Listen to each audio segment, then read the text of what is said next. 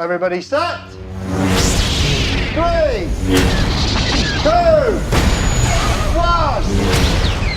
Action. Rian Johnson, who wrote and directed The Last Jedi, has a more or less cordial relationship with many critics because he's open and approachable on social media than most prominent filmmakers. I also have an acquaintance who knows Mr. Johnson, and no one has anything but positive things to say about him. He appears to be one of the nicest, approachable people in Hollywood, and if you haven't seen Brick, I highly recommend it. It is without a doubt a masterpiece. But this isn't why we're here. What we want to know is whether Star Wars The Last Jedi is a disasterpiece. The Last Jedi received mostly positive reviews from critics and currently has a 94% rating on Rotten Tomatoes. However, things began to change a week after its international release. The audience score on Rotten Tomatoes dropped from the 60s to the 50s, where it now stands at 42%, making it one of the most diversive films in the long history of Star Wars. It would raise the question of what The Last Jedi is. Is it a genuine masterpiece, if not the best in the Star Wars canon, or is it a disasterpiece that could undo everything the franchise had accomplished in their 40-year run? The debate has raged in online forums, YouTube comment sections, and on live television, with both sides of the fandom standing firm in their beliefs. Unfortunately, some of the reactions to the film have been exaggerated. Anyway, let's look at some of the Last Jedi's worst and best moments, and there's only one place to begin: the discarded lightsaber. Say what you will about this moment and its significance, but to be honest, there is only one interpretation of this scene. Rian Johnson tosses the Star Wars instruction manual away. The director was adamant about dissecting the Star Wars story and injecting his own spin into it, which would have been fine if he had directed Rogue One instead of Episode 8. Johnson expresses his disdain for fan service from the start. After 2 years of speculation about what would happen if Rey gave Luke his father's weapon, he simply threw the lightsaber over his shoulder and sulked off to milk an alien. The tone for the film's humour is set by these literal throwaway gags. Whether you enjoy this type of comedy or not, The Last Jedi begins with the film's most diversive joke: your mom joke. Well, it's not actually a your mom joke, which seems to be a big misconception here. What's actually said is,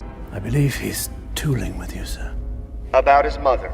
I'm not sure this makes the scene any better, and given how many cringe-worthy attempts at humour there are throughout The Last Jedi. From the Porgs, yes, they're cute, but endless swooning at the cuteness to the mind-numbing Chrome Dome line during Captain Phasma's death, it's only fitting that the film opens with a bad joke. As the First Order approaches the Resistance, Poe toys with General Hux and bravely positions himself to face their fleet alone. But I have to question the plan here, because why wouldn't General Hux immediately open fire on Poe? And why does he have the patience to be ridiculed in front of his crew? And if you'd have shown me this scene in script form, I would have assumed it was from Spaceballs. A one-off joke may have landed here, but it quickly devolves into a terrible SNL skit in which they believe that if they repeat it enough times, the audience will eventually find it funny. They didn't. It's also quite sad how Hux was presented in The Last Jedi. He's a bit of a nutcase in The Force Awakens, but he becomes laughably ludicrous in this film. The entire opening sequence was excruciating, from Poe Dameron's lengthy hoax call to Snoke's humiliation of his alleged second-in-command. This terrifying maniac is said to be driving the terrible New Order. He was reduced to a tantrum-throwing adolescent arguing with Kylo Ren about who does the dishes. Let's detour and see how some of the other villainous characters fare in The Last Jedi. Well, not so great. Let's take Snoke. As I mentioned earlier, Mr. Johnson was not interested in fan service, and this is evident in the treatment of Snoke. The cackling villain was portrayed as a terrifying, unimaginable, powerful, wicked nightmare that could rival Palpatine or Darth Vader. Instead, he demonstrates some exceptional abilities before being betrayed by Kylo Ren and losing both his head and his upper body. We were begging for more. While this does prepare Kylo Ren for an exciting journey, it does not compensate the fact that fans were once again misled and mistreated. But what about Captain Phasma? Despite our admiration for Gwendolyn Christie, her Phasma never seems to be able to offer or receive fulfillment. In The Force Awakens, she was helpless, quietly revealing the secrets of her army's most powerful weapon. This time, she struts around before leaping off a cliff, comparable to this film. There was so much potential for this character and it was just squandered. Even the Stormtroopers' incompetence is maxed out here. The same old problems with pointless evil guys reappeared, but on a massive scale. The huge First Order dreadnoughts cover the sky, but they can't even capture a flimsy old Resistance ship. The First Order's entire strategy appears to be based on waiting for the Raddus to run out of fuel, as the smaller ships appear to be too small to hit. Couldn't the First Order just leap in front of it and cut it off, even with the dreadnoughts camper van-like cruising speed? I don't know, maybe I missed something here, or maybe I just stopped caring by this point. The villains in this movie, Snoke, Kylo Ren, Hux, and Phasma, are supposed to represent the pinnacle of the fathomable evil evil and dread. They're in charge of the galaxy's most terrifying military operation. It appears that a small group of Porgs combined with a strong wind could defeat them, but there is one bright spot in the villain category, and that's Kylo Ren. This is an outstanding performance by Adam Driver. I applaud the filmmakers for giving us a character that was very aware of being in Vader's shadow and striving to live up to him, rather than trying to offer us a badder, better Vader, as difficult as that must have been for them to achieve. In The Last Jedi, he improved steadily. It was astounding how nuanced and vulnerable the relationship between him and Rey was on an emotional level. The literary requirements were met by Vader's brilliant inversion of redemption, in which he kills his master, but not as a redemptive act, but rather to take his position. Driver was magnetic. While I clearly don't love everything about The Last Jedi, holy shit, Kylo Ren is a great character. But how do our heroes fare? Many people have complained about the subplot involving Kelly Marie Tran's Rose Tico and John Boyega's Finn, which is said to be the source of most of the film's problems. People's criticisms is valid because it highlights some flaws in the film. Some people, however, bring this up while bolstering their arguments with racial remarks. Because John Boyega and Kelly Marie Tran are performers of a minority race, it's easy for some to criticise them. Rose Tico has not been well received by Star Wars fans, as evident by the label she's earned. It's one thing to criticise a professional performance, it's quite another to spew racial animosity at actors. It's repulsive, immature and unsuitable for the subject at hand. But the story did her no favours. When Finn was positioned to get a significant send-off that would have cemented him in Star Wars lore by taking down the First Order, his sacrifice was abruptly ended when Rose crashed into his ship. They are both so dead. And of course, the most frequent criticism of these two characters is that Finn and Rose's excursion to the gambling planet of Canto Bight is tedious, meaningless diversion from Rey and Poe's centred plots. One that clogs up the middle of the film and adds nothing to the plot. And I can see this because the Finn-Rose side quest nearly made me abandon the film the first time I saw it. And what about the rest? Let's combine Poe and Holdo. When Holdo withheld information about their plan from Poe, he was forced to send Finn and Rose to Canto Bight in pursuit of DJ. This compelled them to board the Supremacy, resulting in a mutiny and exposing of their plot. Why didn't she just say what she was thinking and save them all from the embarrassment? It's one thing not to tell Poe the plan, but why not the rest of the crew? I still don't get why she didn't have faith in Poe anyway. Yes, he frequently put his life in danger, but it was always to aid the resistance. That clearly shows his dependability and loyalty. The answers to these questions vary according to who you ask. One thing is certain, Holdo thinks Poe is a hothead, and that's why she won't tell him the plans. The problem with this is that even if she was hiding information from Poe because she didn't believe he had a need to know, she knew enough about him to be aware of his reckless nature and his willingness to go to great lengths to further his own agenda. No one in this situation is particularly innocent in my opinion, but Poe's history is now widely known. We are aware of his sloppiness. Leia was well aware of his irresponsibility. Everyone else seems to underestimate the audacity of a guy who literally just took out an entire squadron of rebel bombers with one ship. Holdo's poor communication skills serve only as a plot device for Rose and Finn. The fact she is only a minor character exacerbates the situation. In the end, her entire existence had been largely meaningless. However, Holdo's death does lead to one of Star Wars' most visually stunning shots. In The Last Jedi, Rey struggles to define herself, so she seeks help from Luke and later Kylo Ren. Luke Skywalker rejects her and trains her reluctantly. After that, Kylo Ren offers her a position of authority, but she declines. She begins to define her own identity at the end of the film. In Rise of the Skywalker, Rey must learn that her family does not define her as she continues to forge her own identity. Rey's story is private and intimate, and as such, giving the character space to reflect, communicate and explore their emotions is essential. The Last Jedi is the only film in which Rey is allowed to reflect, and even then it is used sparingly. When Rey and Kylo are speaking, Kylo always takes the lead. He even tells us about Rey's parents, not her. Rey rarely expresses her desires. The few times she does are when she requests Luke's help or asks to be told where she belongs, and each is only performed once. Rey's character arc, which is kind of there if you dig deep enough and fill in the blanks yourself, begins in The Force Awakens with her being emotionally closed off and unwilling to move on with her life until her parents return to her. A story about emotional growth necessitates small scenes, which are scenes that slowed down the overall plot but help the characters grow. It's scenes of characters laughing and sharing stories with one another. Rey requires moments of introspection and conversation with friends and sharing of life experiences, but there were none because the plot was moving too quickly. Why couldn't the plot slow down? Because the three movies are more focused on action than character. There's no time to argue, sit down and think, or do anything else. In Rise of Skywalker, where every other scene is a battle or chase, even when the conditions are favourable, the plot must force something to happen. As a result, the development and resolution of Rey's individual character arc are constrained to a few insignificant dialogue exchanges and a brief visual cues. Only The Last Jedi slows down enough for characters to reflect, but even this film wastes these opportunities with either jokes or unnecessary action sequence. One such scene involves Rey practicing her lightsaber blows. This scene is only a set setup for a joke in which Rey accidentally smashes a rock, causing it to fall and smash her caretaker's wheelbarrow. By using it as a backdrop for yet another joke, they squandered an opportunity to demonstrate her tenacity and refusal to wait for someone to teach her a skill she deemed essential. I could go on and on about Rey's character development, or lack thereof, but maybe for another video. However, the biggest character discussion most definitely comes down to Luke Skywalker, and it's no mystery as to what Mark Hamill thought about the characterization of Luke under Rian Johnson's helm.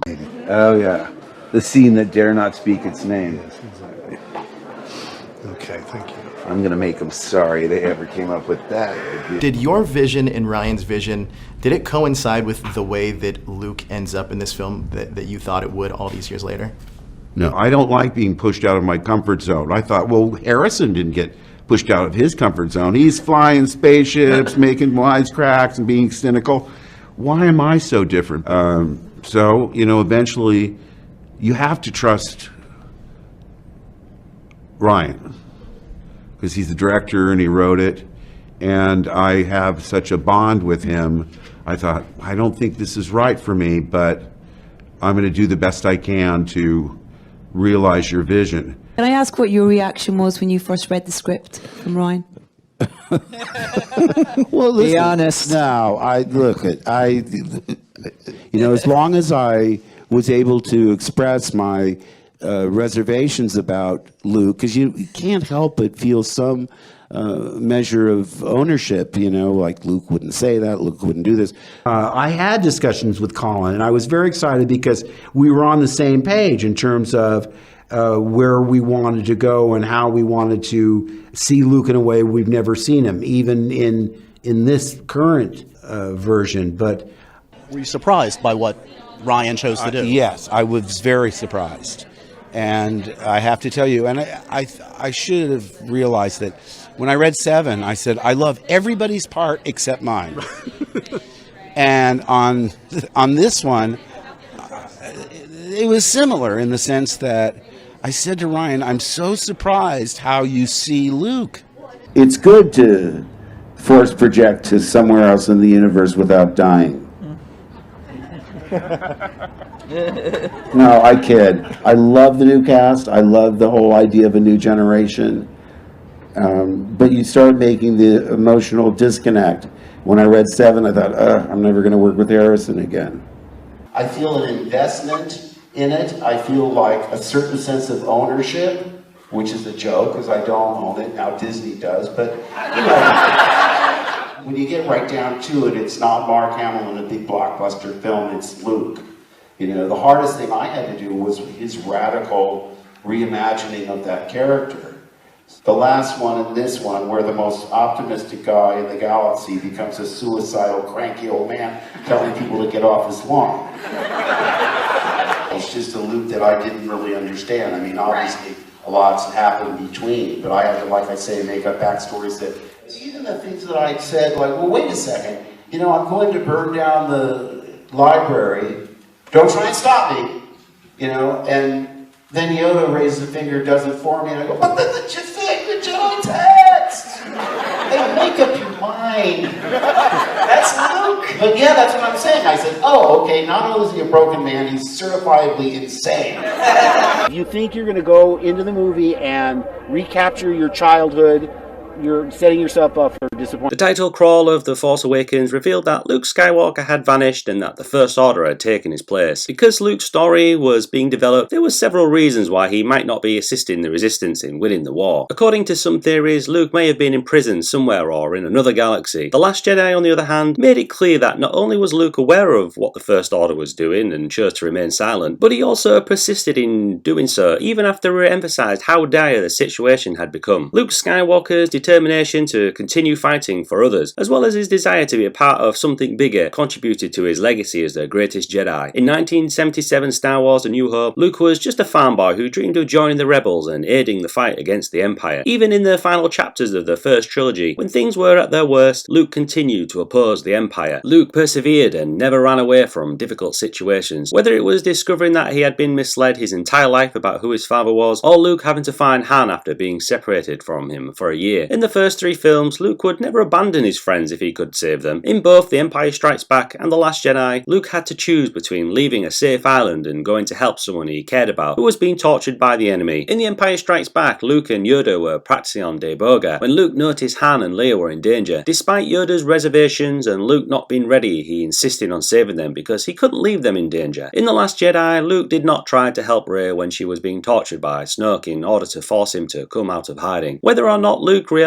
it was a trap, this was out of character for him. Rey had absorbed all of Luke's knowledge while he was training her to be a Jedi, but he had unwillingly abandoned her to suffering and death. Luke Skywalker's decision to refuse to assist Rey might even be interpreted as an act of retaliation since Rey defeated him in a fight before she left the island. In one instance, Luke chose to put his friends' needs ahead of his own and attempt to save them, but in another, Luke chose to be passive and refrain from intervening. Given his history, this was an odd choice for the character. Prior to the sequel trilogy, Luke was training a new generation of Jedi, including his nephew Ben Solo. Luke detected Ben's darkness during his nephew's Jedi training. As revealed in The Last Jedi, Luke had a terrifying vision, and for a brief moment, he considered murdering Ben to prevent his dreadful vision from coming true. Ben saw Luke draw his lightsaber and quickly changed his mind, but it was too late. Ben abruptly massacred the Jedi camp as Kylo Ren before fleeing to Snoke. This meant that Luke was partly to blame for the outbreak of the new war. This occurrence caused Luke to give up and flee the galaxy, but it was inconsistent with the Luke Skywalker who we previously knew. Luke insisted in the original trilogy that Darth Vader had redeeming qualities. Even though Luke was aware of his father's atrocities, it was Luke's unwavering faith that convinced Darth Vader to return to the good side of the Force. Luke's character was heavily reliant on his ability to see the good in those who were wrapped in gloom. Luke Skywalker considered killing Ben Solo because he sensed evil's presence, but he refused to kill a Sith who was committing mass murder. It just doesn't add up. Luke was portrayed as a fallen Jedi who no longer believed in what he stood for. This storyline was contentious for Luke Skywalker. Luke tried to persuade Rey throughout her Jedi training, and he later attempted to burn the last vestiges of the Jedi religion. While some of Luke's criticisms of the Jedi were valid, they were also out of character for him. He didn't propose a new type of Jedi or a replacement for the Jedi that would balance the two aspects of the Force. This gave Luke the impression that he thinks in absolutes like the Sith. This was distant from Luke's persona in Return of the Jedi. Luke Skywalker sought to resurrect the Jedi Order, to establish a new generation that would recognize the shortcomings of the previous generations and strive to improve their teachings while also upholding their legacy. In Return of the Jedi, Luke used Force techniques that would have been considered dark side, but he was aware that a true Jedi would never kill someone they believed to be good, as he did with Darth Vader. Instead of the upbeat hero fans had come to know and love, The Last Jedi gave him a lonely Luke who gave up on the universe. While the portrayal of Luke in The Last Jedi is a 180 on the character, I do feel they at least gave him a fitting ending. Fans of the original trilogy may have despised the sequel's creative choices, but Luke Skywalker's death was actually the best way for him to go. He combined all the Jedi lessons that had come before him, confronted his past, and yet died a hero's death. By linking Kylo Ren's origins to Luke's biggest mistake, The Last Jedi allowed the Jedi to find redemption in the duo's confrontation. Luke is able to admit his mistakes and try one last time to show the compassion he had previously suppressed after meeting Kylo Ren. Even if it fails, Luke is able to unite with the Jedi Force knowing that he has overcome his greatest challenge. During the duels on Krayt, Luke was able to confront his inner demons, and Kylo Ren was forced to consider his ingrained rage. Kylo Ren's dark side Force abilities are fueled by his rage, which is primarily directed at his uncle and former master. By gently interacting with Kylo Ren, Luke demonstrates that the villain's rage is overwhelming, compelling him to consider his own lack of self-control. Even if Luke Skywalker does not die, Kylo's rage has long-lasting consequences. This is shown to the First Order soldiers under his command, even before he confronts Luke directly by displaying the depths of his rage. Following that, he makes numerous attempts to combat Skywalker, but it is always easily avoided. Kylo is now forced to confront the rage that Luke instilled in him. While the lessons didn't seem to sink in until Ben Solo finally atoned in Star Wars The Rise of Skywalker, it did play a role in Luke's peaceful death. Luke dies far more gently than the majority of other Star Wars characters, but this was only emphasis how perfect Skywalker's death was. After confronting his old pupil and his own Jedi failure, Luke achieves the inner peace that he had been missing for so long. It appears that by doing so, his original connection to the Force was restored, allowing him to eventually enter it. This is a significant character development for Luke because it demonstrates that he accepts his impending death with joy and his energy has run out. When Luke dies in The Last Jedi, we know he tried to make amends with Kylo, so it feels like the final unfinished business was completed. Luke's choice to allow himself to enter the Force shows that he believes his journey is at an end, which denotes a profound sense of inner serenity. The Last Jedi finale was appropriate for a film about accepting failure. Even if Luke Skywalker's story could have ended in a more spectacular way, the death of Luke in Star Wars The Last Jedi was a thoughtful conclusion for the character. The character of General Leia, on the other hand, is pretty much the Leia we know and love, but there's of course one scene we need to address: Leia Poppins.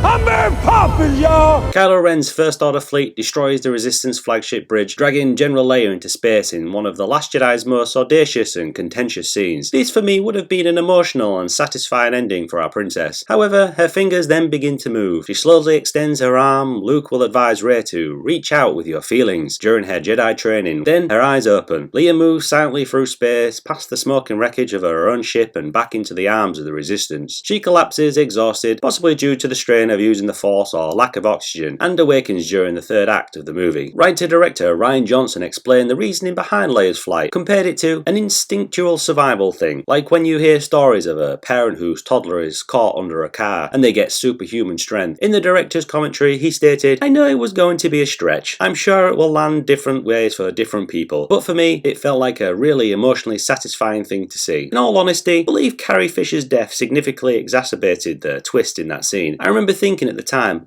I guess it makes sense that Leia dies, and I'm sure many others in the theatre felt the same way. So when she started to drift back, I was surprised and perplexed. I believe that if Carrie hadn't died, the reveal would have been triumphant, as it is in other movies where you assume the main character is dead but they aren't. But what do you think? People have argued about the film to the point where extremely flammable things have been said and done, not only among fans but also in the larger film community. In online reviews of the film, people who liked or disliked it are frequently portrayed as ignorant and untrue fans of the franchise. Although it is difficult to imagine a single person reaching this conclusion on their own, it appears that their logic is stronger when supported by a group of people. The statement, "You don't think like us, so you're incorrect," is the fuel that keeps the flames of the dispute blaze. It's a bad way to make your point because using the argument doesn't generally support either side's position. Furthermore, blaming someone for liking or disliking something is criminally absurd. To each of their own, right? It almost seems as if having different point of view on a subject is unheard of. From the perspective of the average moviegoer, it's easy to overlook the fact that movies are comparable to works of art. Producers, directors, and film crews must all put in long hours to perfect their craft. The anonymity afforded by the internet makes it all too easy for people to lose respect for the craftsmanship of others. It's so easy to remain detached and criticise those in charge of such a massive undertaking, even though it's understandable for anyone working on a project as well known as Star Wars to expect to have a bullseye painted on their back. It's still incorrect. This film took nearly 2 years to make, and regardless of one's feelings about it, respect must be shown where respect is due. When you consider that Rian Johnson is a director who has proven to deliver with hit films like Looper and Brick, it becomes clear that even people with the highest reputations are not immune to this type of harassment. It's disheartening to see how the reaction to this Star Wars film has devolved, and to many other movies in most recent years. If the debate surrounding the film had centred solely in its strengths and weaknesses, both of which it unquestionably has plenty of, then perhaps the Star Wars universe could have been more fully defined, and fans of the franchise could have left with new perspectives on the film. But what about the overall quality of the film? Star Wars fans who are open to rational debate have brought up 2 instances in which previous Star Wars films received negative reviews. When The Empire Strikes Back was first released in 1980, it was met with widespread criticism for its darker tone and betrayal of the elements established in its predecessor. However, over time, the film became regarded not only as one of the best in the franchise, but also one of the best films ever made. The Phantom Menace, which was released in theatres in 1999, was hailed as one of the best films in the series because it paid homage to the qualities that made the original Star Wars so great, while also incorporating technological advances from the previous 20 years to improve its visual appeal. However, it has since come to be regarded as the first of George Lucas's 3 critically panned films. The most pressing question for these fans is whether The Last Jedi will be a Phantom Menace false idol, or the misunderstood treasure that The Empire Strikes Back was. Only time will tell what the answer is to this question. And while The Last Jedi might not quite be a disasterpiece, I can't in good conscience place it in the masterpiece category. At the end of the day, I believe this movie could have been much more collectively loved if it was part of a larger TV show, or even the first installment of a Rian Johnson Star Wars trilogy, which I doubt we'll see now. Well, that's enough rambling for one day.